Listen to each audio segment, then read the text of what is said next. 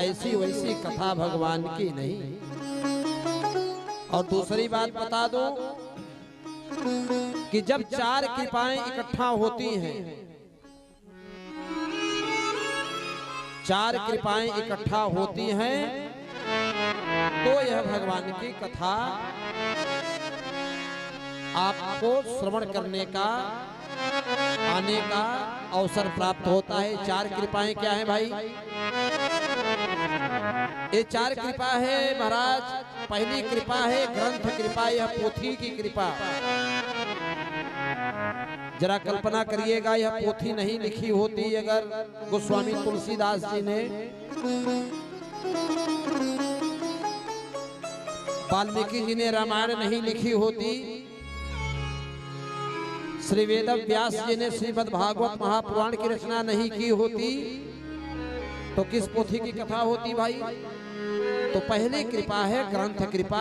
ये हमारे जो ग्रंथ हैं, जाकी सहज श्वास श्रुतिचारी, जो शब्द भगवान के श्वास रूप से वेद प्रकट हुए हैं, ये सब वेदों का सार है। इसलिए पहली कृपा है ग्रंथ कृपा,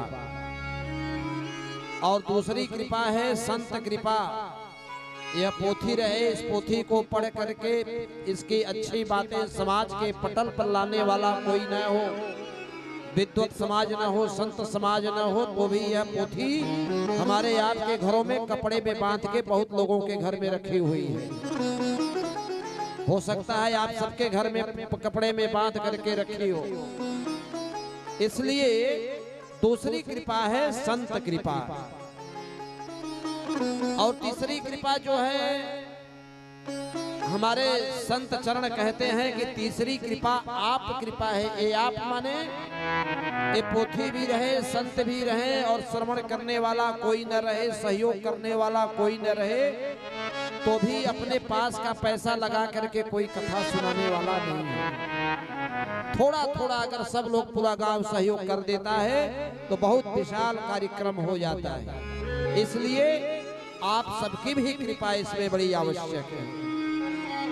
और जो चौथी कृपा है, पोथी भी रहे, महाराज जी भी आ जाए सुनाने वाले, आपके पास खूब पैसा हो, लेकिन कभी कभी ऐसा होता है हम लोगों के जीवन में कि महाराज जी जो कथा होने वाली थी वो कथा अब नहीं होगी, 10 दिन 15 दिन 1 महीना आगे होगी। क्यों?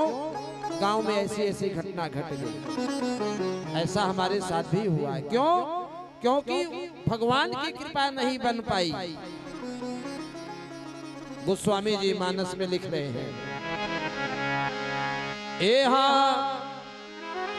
राम कीन्ह चाहि सोई हो, राम कीन्ह चाहि सोई हो, राम कीन्ह चाहि सोई हो,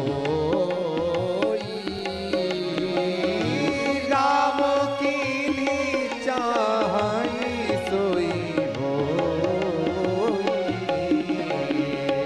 परयन धास नहीं कोई, करयन धास नहीं कोई, करयन धास नहीं कोई, करयन धास नहीं कोई। बोलिए सच्चिदानंद भगवान की।